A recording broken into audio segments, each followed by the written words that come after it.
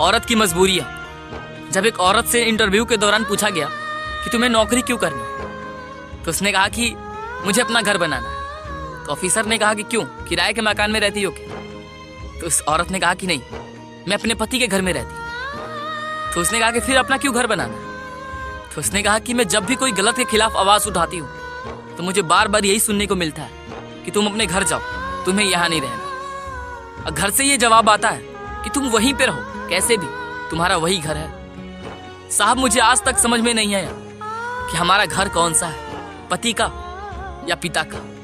कहीं भी जाओ तो सब लोग कहते कि तुम पराये हो, पति के घर पे जाओ तो कहते तुम अपने माँ बाप के घर पे जाओ, अगर माँ बाप के घर पे जाए तो बोलते पति के घर पे जाओ। औरत बोली कि मुझे आज तक समझ में नहीं आया कि हमारा घर कौन सा होता है। साहब, इसलिए मुझे नौकरी करनी है। ये सुनकर ऑफिसर की आंखों से आंसू निकल गया। क्या जमाना है यार, औरत